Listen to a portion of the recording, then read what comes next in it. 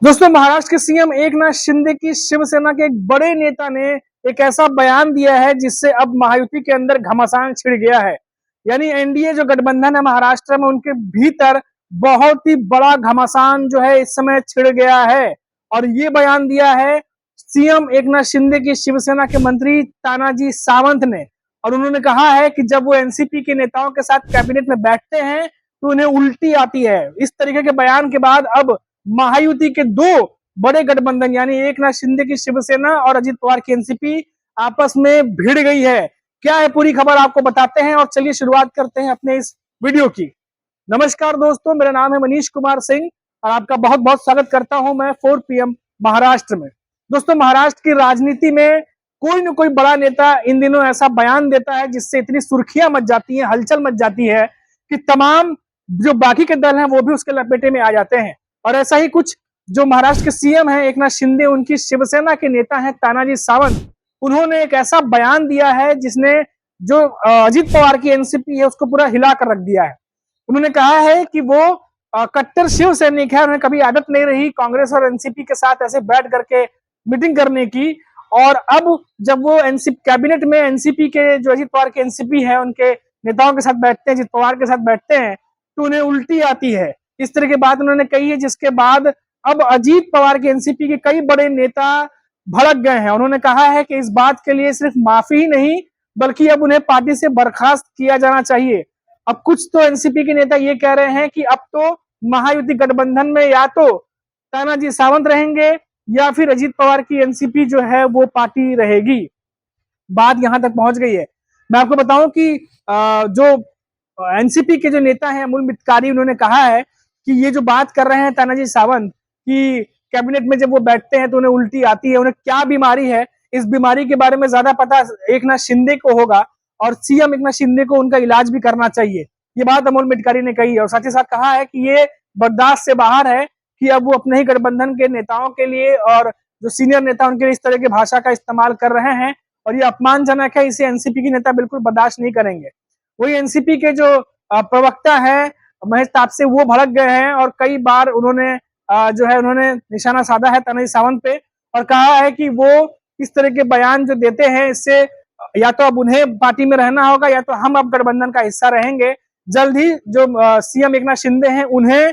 तानाजी सावंत को लेकर कुछ ना कुछ करना होगा, उन्हें पार्टी से बर्खास्त करना होगा। सिर्फ माफी भर से काम नहीं चलेगी इस बार, क्योंकि उन्होंने पूरी एनसीपी की जो है उन्होंने इंसल्ट की है, बेइज्जती की है, साथ ही साथ अजित पवार की जो है वो इंसल्ट की है और अब एनसीपी ये बिल्कुल सहने नहीं जा रही है। तो इस बात को लेकर पूरा घमासान जो है महाराष्ट्र में इन दिनों महायुति के अंदर अब होता दिखाई दे रहा है। आपको बता दें कि पहले ही जब लोकसभा चुनाव था तो हमने आपको रिपोर्ट दिखाई थी कि कई सारे ऐसी जगहें थी जहां पर लोकसभा चुनाव के दौरान सीट बंटवारे को लेकर के सीएम एकनाथ शिंदे की शिवसेना और अजित पवार की एनसीपी के नेताओं के बीच ठनाठनी चल रही थी। और लोकसभा चुनाव के दौरान भले ही ठनाठनी बाहर नहीं आई हो, लेकिन जैसे ही 20 मई को 5वें फेज के मतदान समाप्त हुए लोकसभा चुनाव के, उसके बाद से ही इन दोनों ही पार्टियों का झगड़ा जो है वो जगजाहिर हो गया था, सामने आ गया था।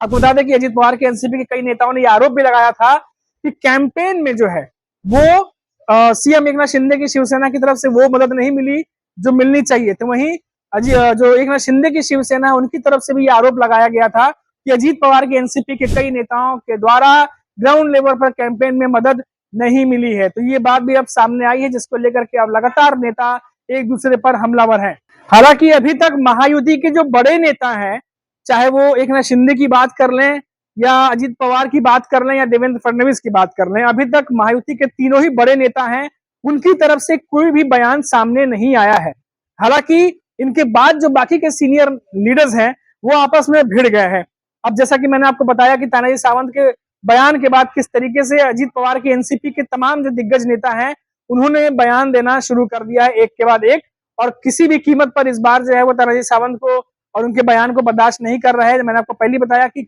साफ साफ उन्होंने कहा है कि सिर्फ माफी से बात नहीं चलेगी, इस तरह के बयान देने के बाद अब उन्हें पार्टी से बर्खास्त करना होगा, तभी हम गठबंधन धर्म निभा सकते हैं। कई नेताओं ने ये भी कह दिया है, अमर मिटकारी ने और कई सारे नेताओं ने, कि बार बार गठबंधन धर्म निभाने का, ये जो महायुति गठबंधन है इसका धर्म निभाने का ठेका सिर्फ हमने नहीं ले रखा है और इसीलिए अब इस बार उन्हें पार्टी से, तानाजी सावंत को पार्टी से बर्खास्त करना होगा, तभी ये महायुति का गठबंधन जो है आगे चल सकेगा। तो यानी अब ये जो लड़ाई है, जो एक तरीके से तानाजी सावंत के बयान के बाद आई है, हालांकि ये लड़ाई काफी समय से चल रही थी, शीत युद्ध की तरह चल रही थी, खुलकर